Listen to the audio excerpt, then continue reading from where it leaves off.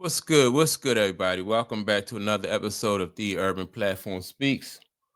Make sure to like and subscribe as you tune into the channel and check out the content.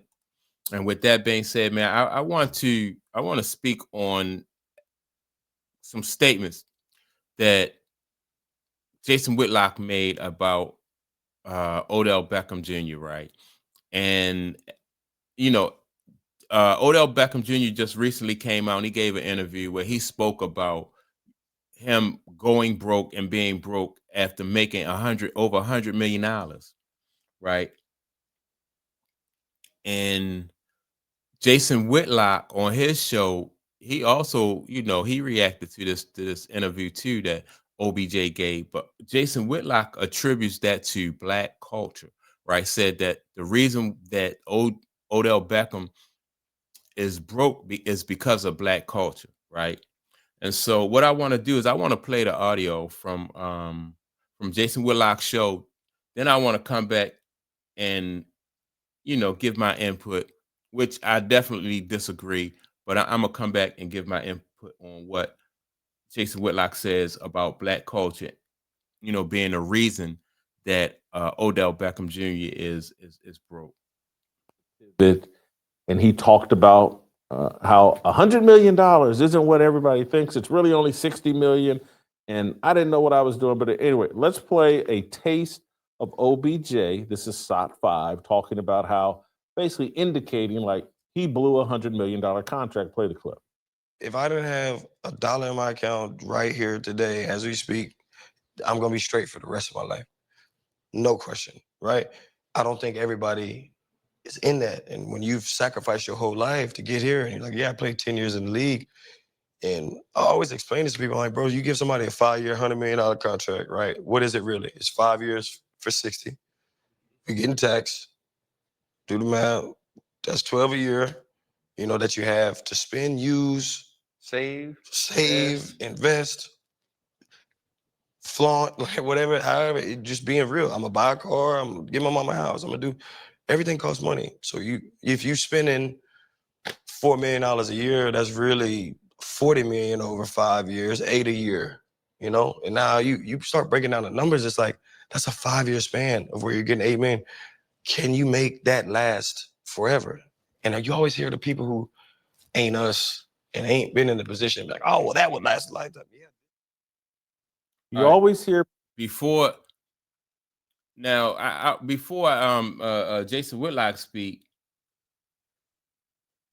I would say that, like, all right, now, right, like, the money may not last depending on like what your lifestyle is, but the thing is, what you have to be able to do is, if you're not bringing in $4 million a year, like, why would you spend if you're sitting on $20 million and you spending 4 million a year, it's going to take you 5 years to go broke. And that's part of a stat, right? They said that most professional athletes go broke after 5 years after they retire. Most professional athletes go broke, right? And so, if you don't have no money coming in and you steady spending, you can't.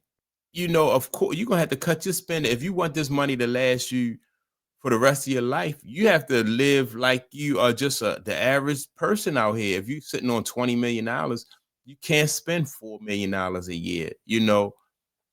So of course you're gonna go broke, and that's just simple mathematics right there, like that, right?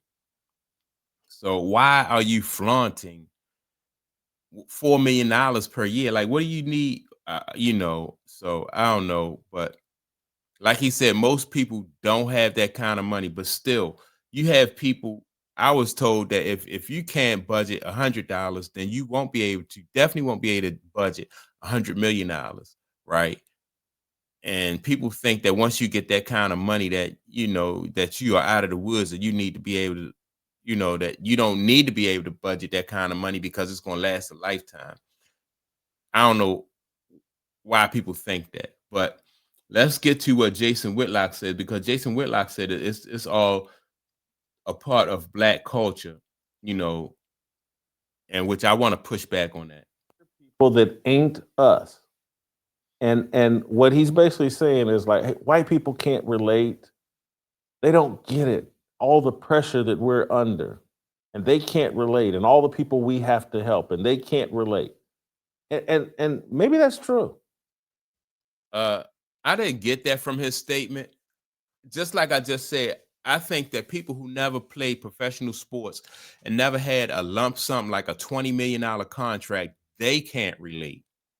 Right. That's why I use the example. Like if you can't budget a little bit of money, then you won't be able to budget a large sum of money. So, and so OJ Beckham, he wasn't saying that white people, because it don't matter what color you are. If you don't budget your money right, if you don't reinvest your money, then money don't care. Money don't, like for black people, money don't act any different for black people than they do white people. But let's continue with Jason Whitlock's line of reasoning. But uh, they can't say that about me and a bunch of other black men, young men, older men. No, I've been broke. I come from a poor family. My mother was a factory worker.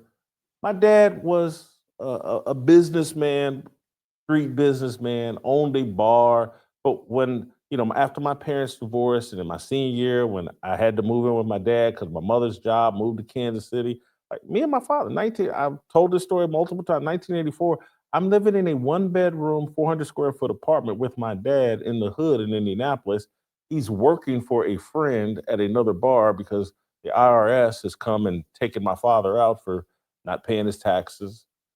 I'm not disparaging my father. I'm telling you the truth. Father is one of my favorite people in the history of the world. But I've been poor.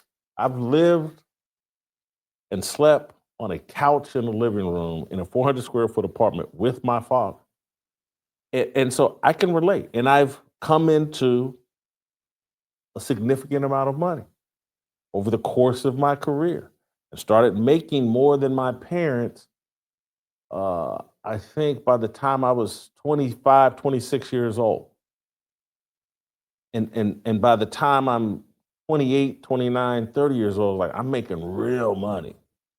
And because my grandmother uh, develops Alzheimer, I start becoming responsible for helping her out financially and helping my mother out financially because she has to relieve her job to take care of her mother, my grandmother. And my grandmother is my favorite person in the history of the world. And so I start having to help them out. And so I know the uh, pressure that OBJ is talking about.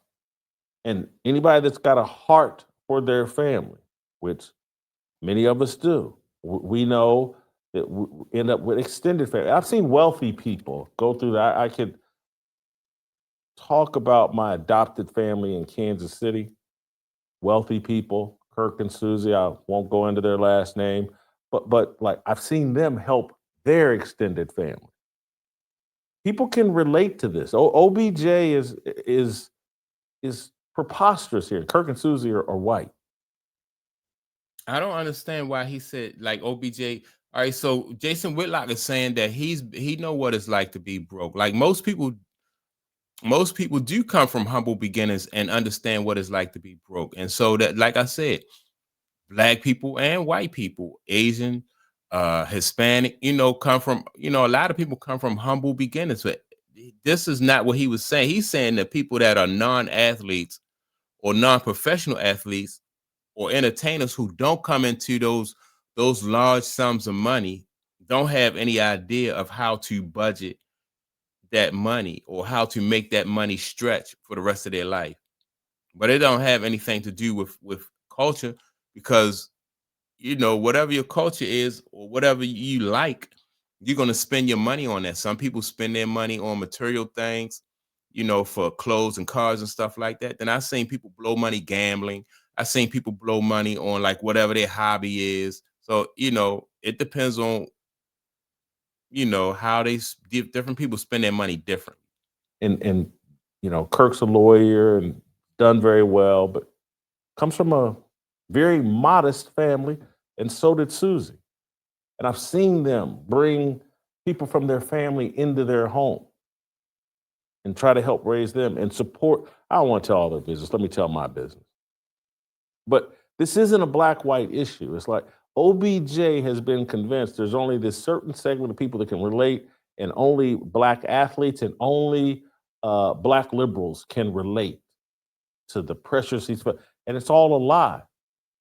And so when OBJ was young and at the height of his career, and people were looking at him exhibit behavior, it was like, oh man, he's being super irresponsible with how he's handling his career. He seems to be immersed in jewelry and flash and flaunting.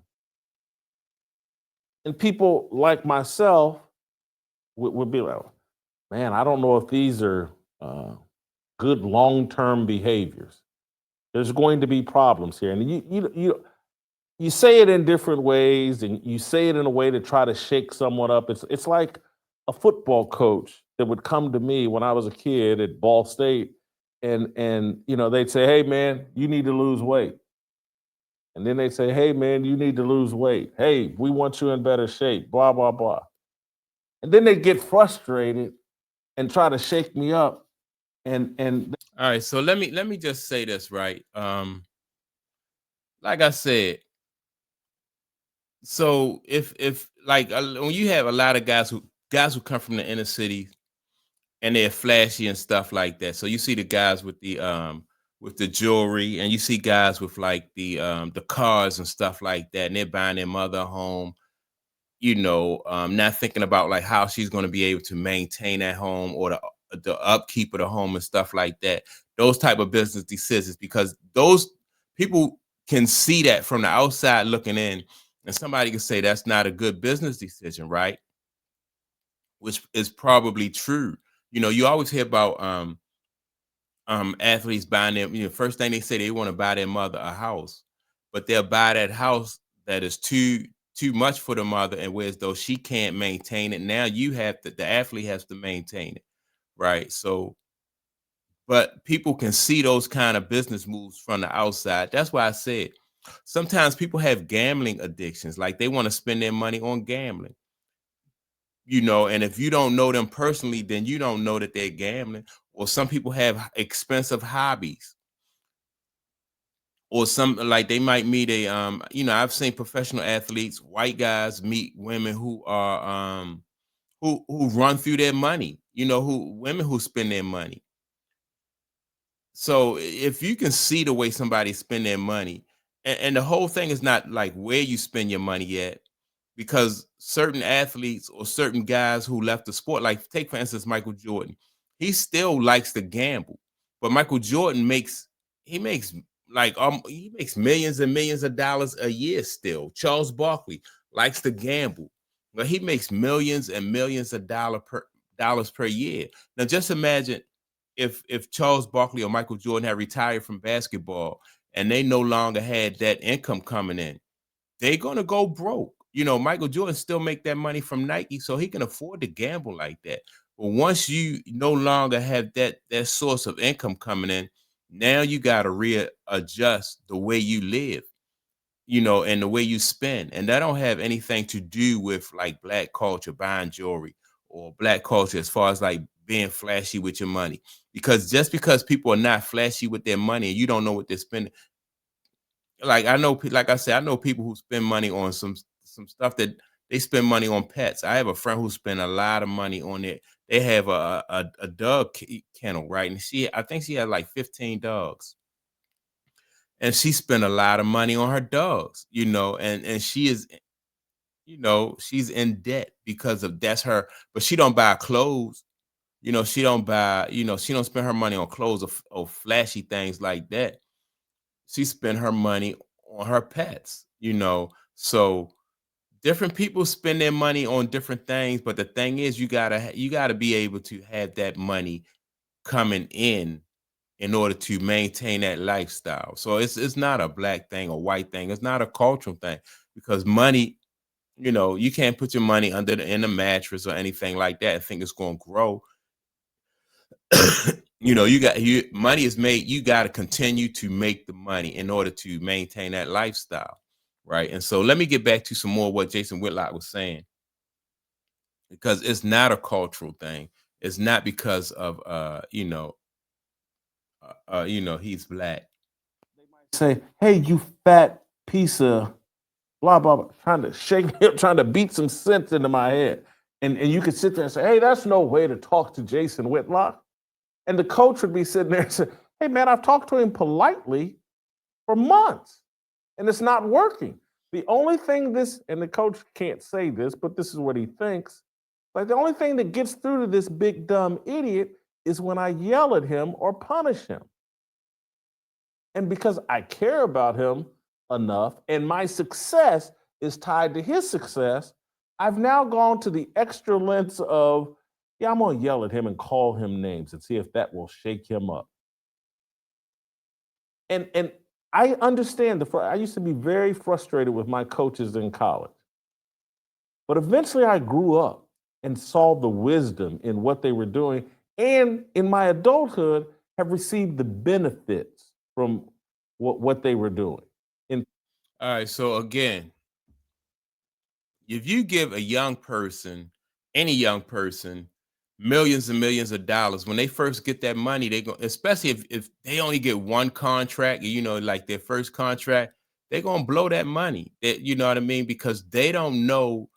In most cases, they don't think that that's going to be their last contract. When you come into the league, first thing they're gonna want to do is spend and go shopping, right? And it's a thing that most young athletes or entertainers go through. They think that money is going to be coming in, or they think that money is going to last them a lifetime until they learn. And a lot of times, athletes and entertainers, they go broke, right, before they realize that, oh man, you know what, I mismanaged that money. But the next time, even Will Smith did it. Like, Will Smith actually went broke, but fortunately for him, his career steady goes up and goes up. And then, he learned from the first time that he went broke. He was like, I don't want to go through this anymore. So now I'm going to manage my money differently, along with continuing to work and managing your money different. But I think it's sometimes some people have to learn the hard way. They have to learn through going broke, especially when you come into money when you're young, but it's not a cultural thing. It's something that a lot of people learn, especially athletes. Like I said, most athletes go broke 5 years after leaving the league, and that's because they only know one way to earn the kind of money that they earn as a professional athlete. Whether you're say, like, if you're a professional football player and you're making $20 million a year, like, what civilian job can you get that's going to make you that kind of money, whereas though you'll be able to maintain that lifestyle? I can't think of any, like any skill that these guys develop besides playing football that's going to make them that kind of money. So yeah, that money is going to go right. It's going to drain right out unless they come up. You gotta learn on the fly how to manage your money. Number one, how to invest your money, and then you have to find a way also to make more money. People want to. A lot of these athletes want to take their money and maybe just buy real estate because they want to have make like passive income. They don't want to work hard, which I think is a pitfall and it's a trap. Like, well, I want my money to work for me. It's another trap. People will promise them, like, invest in this or invest in that, when what they should really be doing is developing new skills and investing in themselves. But yeah, man, the Jason Whitlock, check the video out. The Jason Whitlock, because he's trying to say that it's a cultural thing, which is not a cultural thing. And I don't believe that the guy with Odell Beckham was trying to say it was a cultural thing. He was just saying that the ordinary average person don't know what it's like to have $100 million, which is true. But that's not an excuse for you blowing $100 million. You can't get mad at somebody, us regular folks, because we didn't have $100 million. You know, so that's my take on it. It's not a cultural thing. Different people spend money on different things, but if you can't find a way to replace that money and maintain that lifestyle, then you're gonna go broke. I don't care what color you are. So that's my take on it. Make sure to like, subscribe to the channel. Also, don't forget to leave a comment. And with that being said, I'll check you all out in the next video. Peace.